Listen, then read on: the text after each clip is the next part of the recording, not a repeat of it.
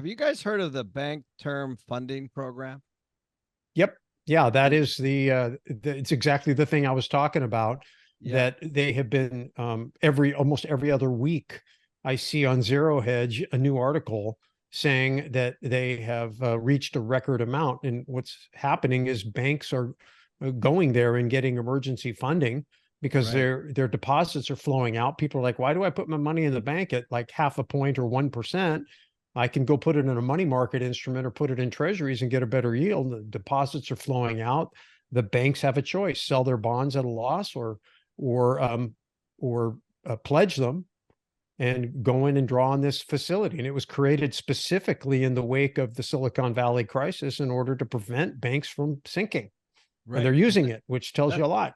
that's why I wanted to bring it up. It's not widely known. If you guys are listening, just type in BTFP. It's the Bank Term Funding Program.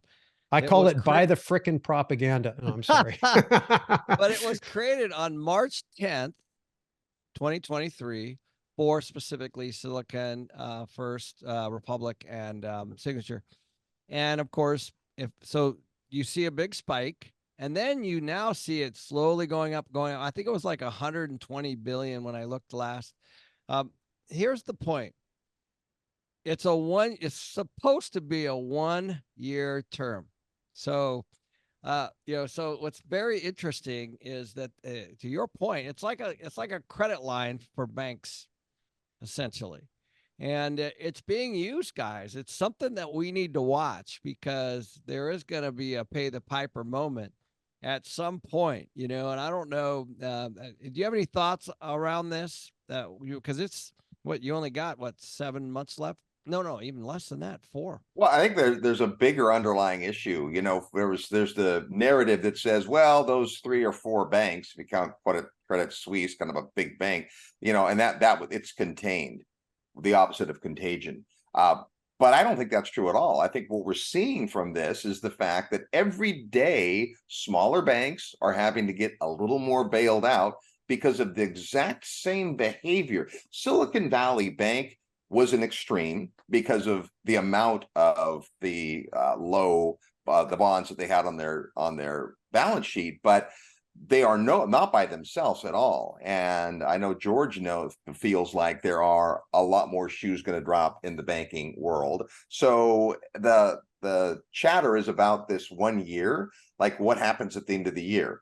Well, my guess is going to be the exact same thing that happens every time the debt ceiling comes around, which is we're going to say, raise it. Let's just continue it. There's no such thing as a temporary tax or a temporary funding program. Right, right. Yeah, I think that's a famous quote, right? Yeah, there is no such thing as a temporary funding program. It was coined for 1 year, but Yeah. it's I was like, wow, it really jumped up, obviously, when those 3 banks were helped and bailed, I guess, and saved the depositors, and that's all good. But now what's happening is it looks like it's just continuing to grow and grow and grow. It's really something to watch into next year. Well, it goes back Yeah. full circle, Kenny, to what you were saying in watching the banks. They are using the time, because this has basically bought them time to strengthen their balance sheet and operations. And so they're working on their P&L very strong, and they've had good success. Banks are producing record profits. The problem is their balance sheets have just big holes in it.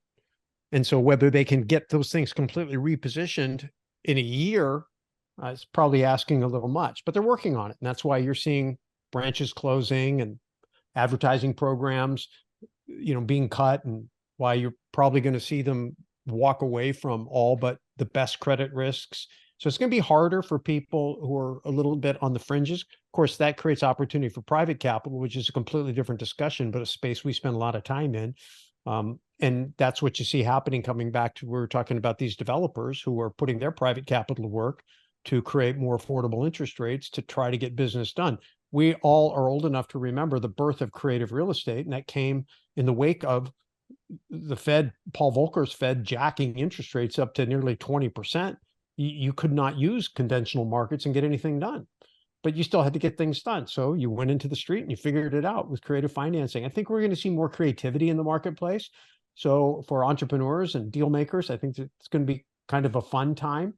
And for people who are brave enough to step into those markets, I think there's going to be an opportunity when the bottom comes in to ride the wave. When all that money sitting on the sideline comes in, you want to get in front of that and let that flood of money carry you forward. The question is trying to figure out when that shift is going to happen, and that's why we have conversations like this, because none of us know. We're just watching. I tell you, I tell you what, I can't wait for this. I tell you what, I keep waiting for. I keep licking my chops. You know what it is?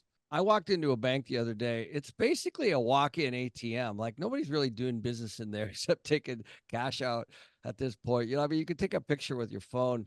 So what I'm waiting for is one for the cracks in the banks, but the most thing that I'm waiting for is I want to buy those darn corners. They have the best corners in the world.